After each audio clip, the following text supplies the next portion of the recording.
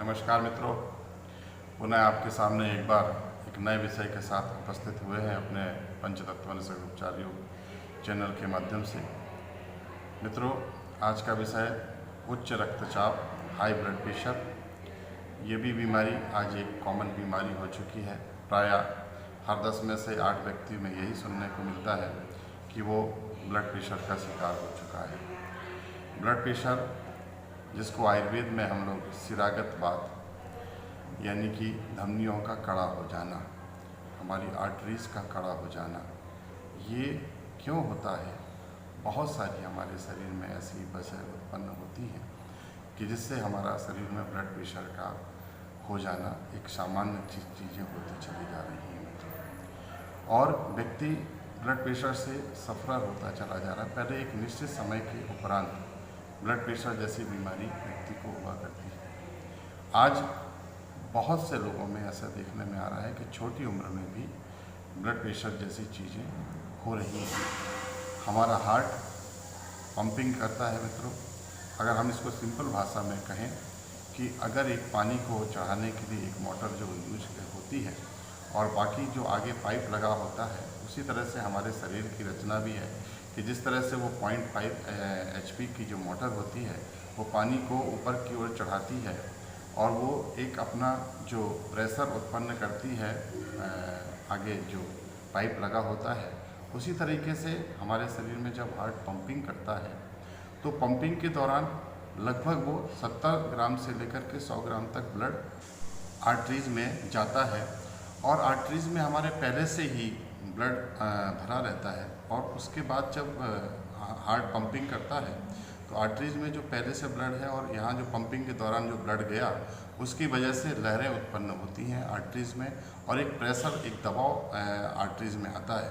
और जब आर्टरीज हमारी हार्ड हो जाती हैं कई कारणों से, तो ये प्रेशर हमारे पूरे शरीर में फैलता चला जाता है और जब हमारा ब्लड हमारी कोशिकाओं में जाता है तो ये प्रेशर धीरे धीरे थोड़ा थोड़ा कम होता चला जाता है और उसी समय अगर हम अपने बॉडी का प्रेशर नापते हैं तो देखते हैं कि ये प्रेशर बढ़ा हुआ है।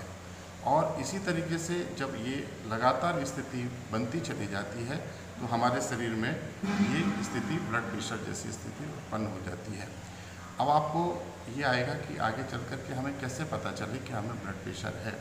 मित्रों, कई बार कई लोग बोलते हैं कि हमारा तो 170 और नीचे का 100 है, उसके बाद भी हमें कुछ एहसास नहीं हो रहा है और कुछ लोगों को इसके लक्षण सामान्यतः पता चल जाते हैं। तो इसके प्रमुखता जो लक्षण हैं वो आपके कान के पीछे यानी कि जो कनपटी कहलाती है वहाँ पर आपको दर्द होना या आपके सिर में दर्द होना, आपको चक्कर आना, भूख ना लगना या अनियमित रूप से आपकी भूख कभी आती है कभी नहीं आती है, इस तरह से लक्षण आने लगते हैं।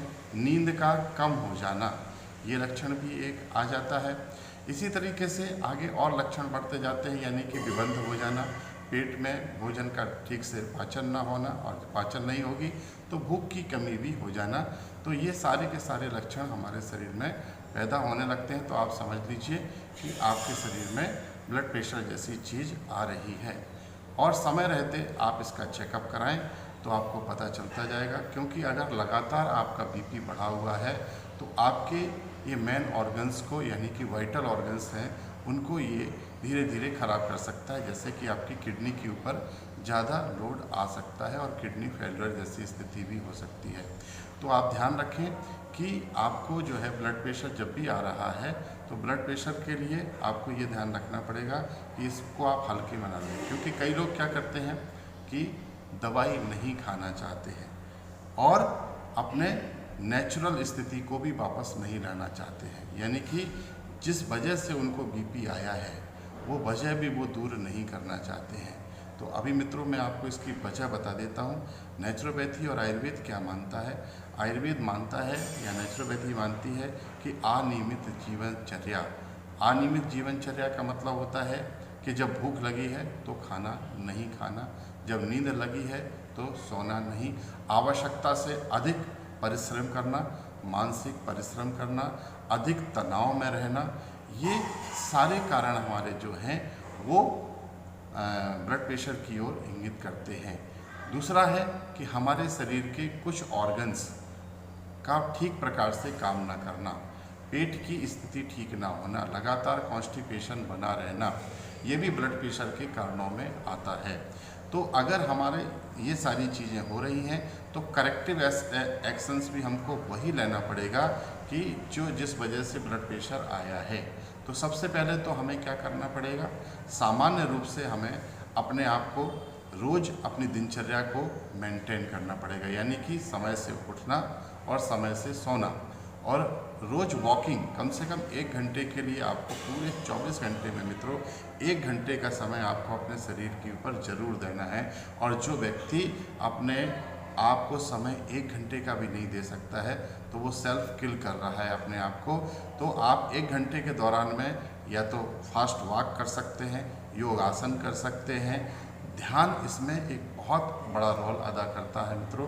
ध्यान जरूर आपको करना चाहिए, मेडिटेशन जरूर करना चाहिए, जिससे कि आपके शरीर में आई हुई कठोरता, यानी कि जो हार्डनेस है, जो आपके आर्टरीज में भी हार्डनेस आई है, वो धीरे धीरे सॉफ्ट होती चली जाएगी।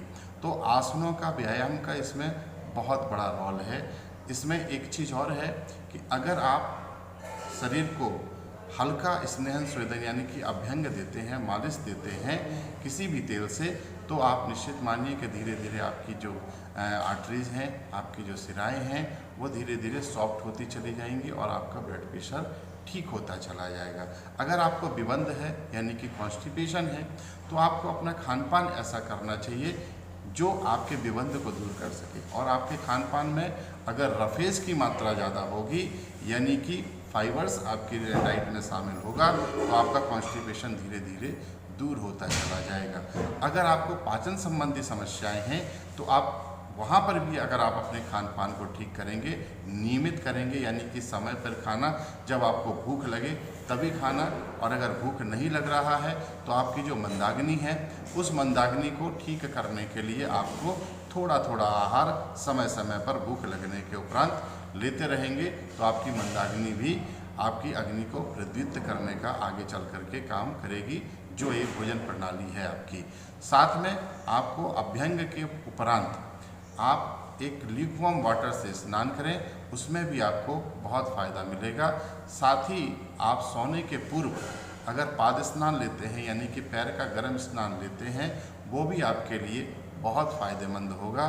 तो ब्लड प्रेशर के लिए जो मित्रों एलोपैथी मानती है कि ये एक असाध्य बीमारी है, और एक बार दवा चालू करने के बाद, गोली चालू करने के बाद में मरणोपरांत यानी कि मरने तक आपको वो गोली जारी रखनी पड़ती है। अगर वो गोली आप नहीं लेते हैं तो आपको आगे चल कर के पैरालिसिस के अटैक, ब्रेन स्ट्रोक, बहुत सारी चीज़ें आ सकती हैं, ऐसा डॉक्टर बोलते हैं। लेकिन हम नेचुरोपैथी वाले, आयुर्वेद वाले हमेशा एक ही बात कहते हैं कि आपको हर चीज़ के साथ में अपनी लाइफ स्टाइल को ठीक करना ही पड़ेगा। अगर आप लाइफ स्टाइल ठीक कर लेते हैं, अपना आहार विहार, आचार विचार अगर आप ठीक कर लेते हैं, तो ब्लड प्रेशर भी सामान्य बीमारियों की तरह ये भी फुल्ली क्यूरेबल है, ये भी ठीक हो सकती है।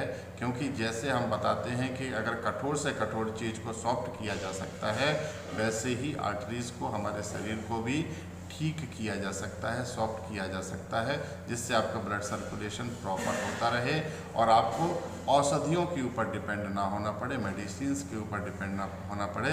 अगर आपने अपनी लाइफ स्टाइल को ठीक कर लिया, अपने मन को ठीक कर लिया, अपने तनाव को ठीक कर लिया, तो मित्रों आप निश्चित रूप से ब्लड प्रेशर जैसी बड़ी समस्या से भी दूर हो सकते हैं। और अगर इसके बारे में आपको अधिक जानकारी लेनी है तो हमारा नंबर आपको लगातार आपके YouTube चैनल के माध्यम से इस वीडियो के साथ में भी चलता रहेगा। आप हमसे बातचीत कर सकते हैं। हम आपको इसके बारे में आयुर्वेद की जो औषधियाँ हैं वो भी आपको हम बता सकते हैं कि कैसे आप जो है उनके थ्रू लेकर के बीपी को ठीक कर सकते हैं। तो इस वीडियो को आप लाइक करें, शेयर करें और सब्सक्राइब करें मित्रों। आगे अच्छे अच्छे वीडियो देखने के लिए धन्यवाद।